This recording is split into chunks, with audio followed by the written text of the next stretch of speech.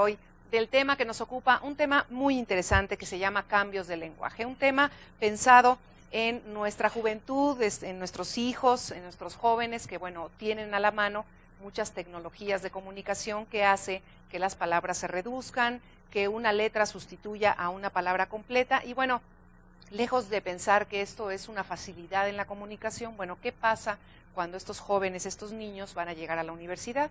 Van a llegar con la capacidad de utilizar todas las palabras que nuestra lengua tiene, o esto se ve reducido por el hecho de estar practicando este tipo de lenguaje en Internet. Vamos a ver esta cápsula de introducción y después le presentamos al especialista que hoy nos acompaña.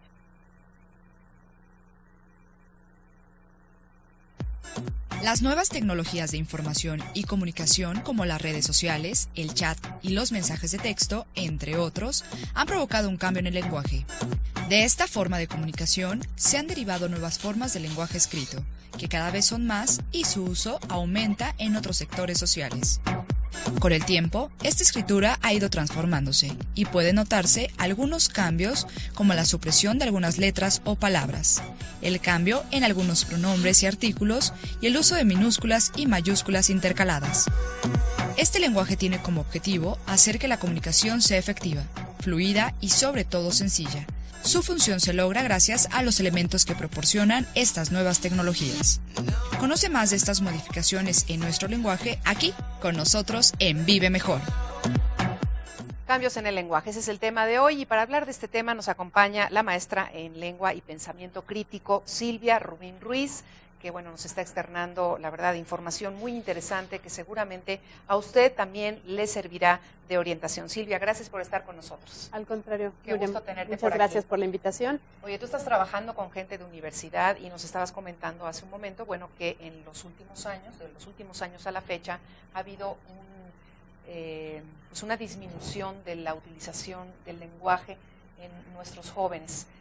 ¿Realmente tiene relación con el tema que estamos tratando hoy y del por qué está pasando esto con el uso del lenguaje en las tecnologías que hoy tenemos a la mano? En efecto, o sea, de hecho ahora los universitarios llegan con algunas lagunas, un lenguaje muy pobre, muy reducido, que ya a partir de años atrás estaba siendo acotado, ¿no?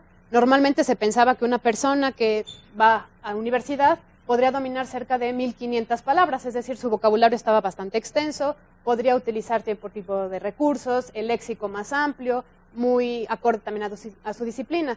Alguien que a lo mejor ya estaba especializado en filología o en lingüística podría rebasar los 3.000 caracteres en cuanto a la documentación de palabras. Ahora resulta que está siendo acotado y justamente como se veía en el reportaje, resulta que el uso de las tecnologías han estado minimizando esa capacidad de raciocinio. Es decir, yo necesito comunicarme de forma inmediata, que es una de las características que ahora nos permite tener Internet, por ejemplo, esa cuestión de inmediatez, necesito responder pronto, en la menor brevedad posible. Y la otra, por ejemplo, los mensajes de texto.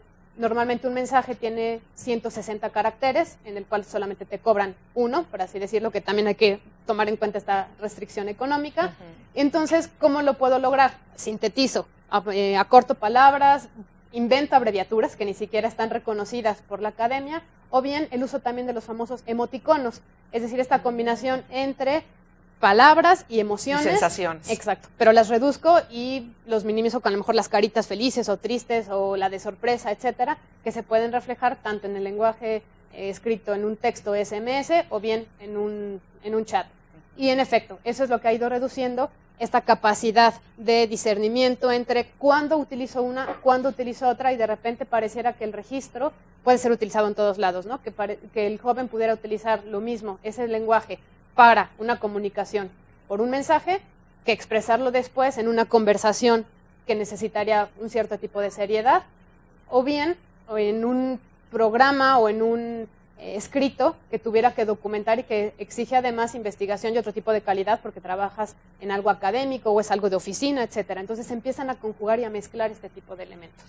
Silvia, y en estos cambios de lenguaje, ¿qué papel juega la lectura? Porque digamos que hoy en día, y es como una exigencia ya, de cualquier área de estudio, pues que se lea más, que haya más lectura, que leas en casa con los niños. En la propia escuela creo que ya pues por lo menos un libro al mes se les deja, y dices, bueno, esto siempre se ha dicho que estimula que escribas bien, que tengas mayor el lenguaje, aunque estés utilizando abreviaturas en un celular, por ejemplo, o en un internet, el lenguaje lo tienes, ¿no? ¿Qué está sucediendo de fondo para decir, oye, qué está sucediendo con los universitarios o con gente que llega terminando la secundaria y la prepa? Entonces, ¿cuántas palabras realmente dominan? Así es, Clarisa. De hecho, va vinculado, o sea, es indispensable tener lectura y escritura como un binomio. No los podemos separar. Ese es el error.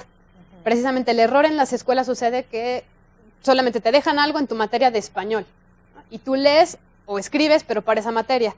Y pareciera que matemáticas no está vinculado con la escritura, o que a lo mejor naturales no está vinculado con escritura y lectura, historia quizás sí, con lectura, pero entonces lo empezamos a ver como cachitos de un todo, sin estar trabajando realmente ese conjunto. Entonces, cuando a través también de esas materias que ahora se han denominado transversales, pues precisamente si todos los maestros te empiezan a decir, vamos a leer, pero además de esta lectura, vamos a razonarla, o sea, vamos a hacer preguntas de contenido. Hay algo que se llama preguntas de inteligencia, que son las preguntas que te puede suscitar un texto.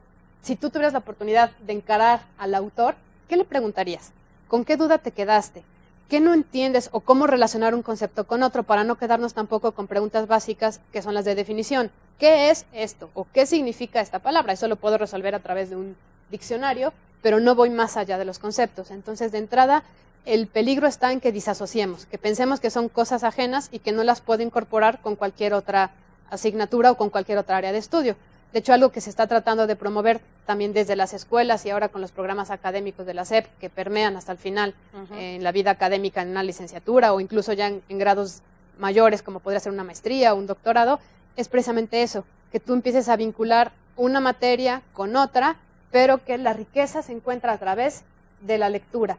Exacto. Que tenemos además que buscar esa cultura de documentar. O sea, no se trata nada más de quedarnos con la idea de voy a escribir bien, sin faltas ortográficas, o con un vocabulario muy ad hoc, muy propio, o quizá de repente hasta medio dominguero para lo que quiero decir, sino más bien voy a buscar cultura escrita, es decir, que podamos dejar un legado para las generaciones siguientes. Si nuestros legados van a ser todos minimizados a través de un mensaje o un chat, o bien la existencia de los blogs, que ha sido también un buen apoyo, pero que te permita expresar la cultura tal y como es, con toda esa riqueza, con toda esa amplitud. Nuestro idioma es muy vasto, y si nos quedamos con ideas tan sintéticas y tan reducidas, pues difícilmente podremos también transmitir una cultura a las siguientes generaciones. Claro. Silvia, ahorita que comentaba Clarisa lo de la lectura y que cómo se fomenta en las escuelas la cuestión de la lectura, bueno, yo me quedé sorprendida cómo si tú pones en el internet pues resumen de tal libro, te aparece el resumen del libro que tú quieras, ¿no? Y eso lo están haciendo muchos alumnos, o sea, les dejan leer un libro y como no les da tiempo, les da flojera, tienen mucha tarea, llámalo como tú quieras, ya llegada la fecha de que les van a preguntar o tienen que entregar el resumen del libro, se meten a internet, ahí tienen el resumen y copian y pegan y ni siquiera leyeron el libro. Entonces eso también tiene que ver con esto, con esta falta de pensamiento crítico, ¿no? que tú estás trabajando.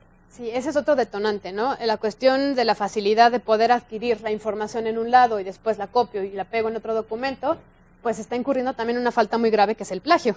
Al final de cuentas no nada más es un daño académico de que engaño al maestro, sino que está también penalizado por derechos de autor. Si eso nos vamos, es no están conscientes, ¿eh? No, precisamente no tenemos que trabajar en eso. Hay que empezar a enseñarles, o sea, cómo yo leo algo, pero después cómo te lo refiero. Es decir, lo voy a parafrasear con mis palabras que entendí y entonces te lo puedo explicar, te puedo exponer lo que yo pienso que ese autor está diciendo para empezar esa interpretación de los datos, no robarme la información o hacer pasar por propia aquello que yo no dije. Hay ciertas formas de referenciarlo y por otro lado esa conciencia efectivamente de que si estamos hablando de un acto de deshonestidad académica, pues al contrario, más bien darles las herramientas de cómo evitarlo. Es decir, no nada más dejarles el libro y ahora hagan un resumen o ahora hagan un reporte, pero ni siquiera les dices qué es lo que debería incluir. Entonces se recomienda mejor pues una guía, ¿no? Se llaman guías de lectura. Preguntas específicas que volvemos a lo mismo, no son preguntas de definición, sino más bien de interpretación y se les puede ir haciendo a través de las diferentes áreas. Por ejemplo, en el caso del pensamiento crítico tiene 5 dimensiones y se pueden ir abordando las cuestiones, por ejemplo, la sustantiva, que tiene que ver con el idioma, la lógica, con la transición de las ideas, la pragmática, por ejemplo, qué tanto yo estoy dispuesto a cambiar mis propios paradigmas o mis puntos de vista si escucho una argumentación diferente, quizá puedo moverme en ese rango y cambiar lo que yo estoy pensando, o en la contextual. Bueno, ¿esto qué significa si yo tuviera que verlo en otro lugar? Históricamente eso también cambia, no es lo mismo el pensamiento del latino, por ejemplo, al pensamiento de un europeo, etcétera, ¿no? Entonces, eso es lo que irá haciendo que se trabaje en esta cuestión del pensamiento y que no se disasocie lengua, escritura y sobre todo que no se cometa plagio. Silvia, vamos a hacer una pausa y seguimos platicando de este tema. Por supuesto. ¿Qué hacen en las universidades? ¿Qué programas se tienen? ¿Cómo se sanciona al alumno que de plano no se sabe expresar y que en la forma en la que escribe detectas que tiene bastantes problemas? ¿Se puede realmente corregir esto? ¿En qué tiempo? ¿O salen universitarios con unas faltas, ya nada más con las faltas de ortografía conocemos mucha gente que lo hace, así que ya está trabajando y te sorprende que hayan pasado por sinodales, exámenes profesionales, a veces con otros grados, y nada más como escribe, dices todo. Una pausa, regresamos con esto. Diseño a la vanguardia en mármol y ónix. Puebla es uno de los estados líderes en la industria del mármol y ónix. Con amplia experiencia a nivel nacional e internacional, te ofrece una gran variedad de productos y materiales. Diseña y decora tus espacios utilizando mármol y ónix de Puebla. Durabilidad, elegancia, estilo y distinción. Date cuenta, elige lo mejor.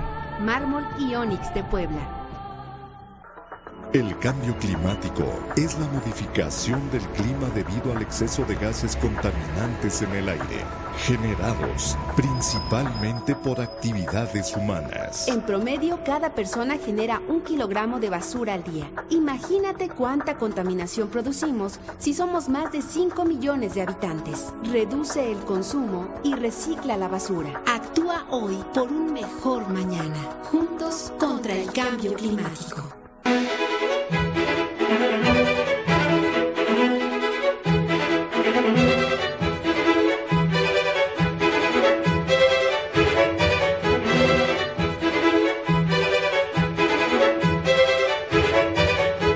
Canal 26. Otro enfoque.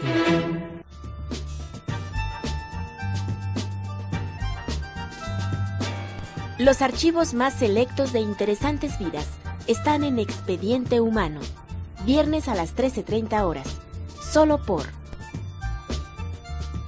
Canal 26. Otro enfoque.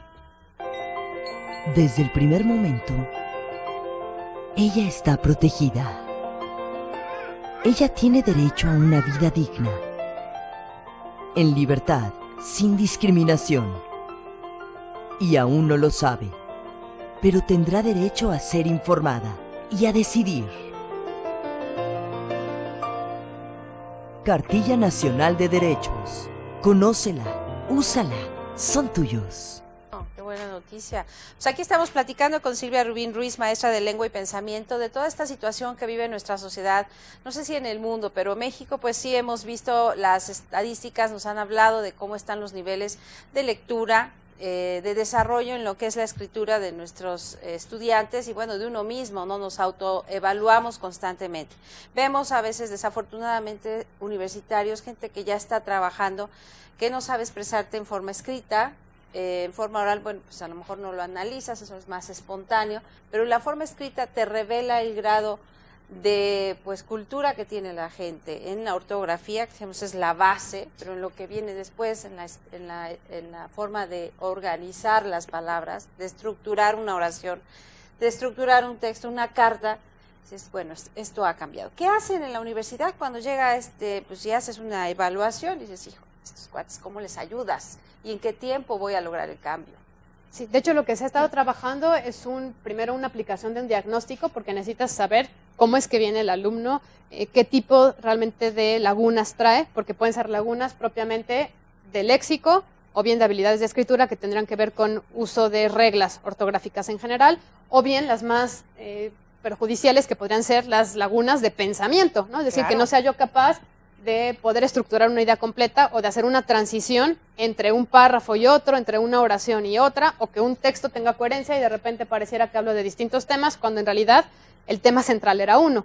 Entonces, después de esa aplicación diagnóstica, como para ver y sondear cómo se encuentran, pues empieza la fase más bien ya de preocuparnos y ocuparnos. ¿Cómo se hace esto? Bueno, hay una revisión básica, apoyada obviamente en la RAE, que además tuvo recientemente cambios. En diciembre pasado comunicaron algunos cambios en las reglas ortográficas. Entonces, hay que hacer una revisión para subsanar, en cierta forma, aquellos errores que se han estado pasando por alto o que bien nunca se aprendieron por desconocimiento o por falta de interés. Ahora, posteriormente, hay que empezar con ciertos escritos que son pequeños. Es decir, el uso de los géneros discursivos, hay que empezarlos. ¿Cuál es el más básico? El del resumen. Empezar por hacer un resumen, ver cuáles son las características. Eso te ayuda a que empiecen ese proceso de escritura de una forma sencilla. Oye, y a raíz estás de lo que volviendo a la primaria, a la secundaria. A lo básico. Pues ¿Se puede regresar tanto en el tiempo?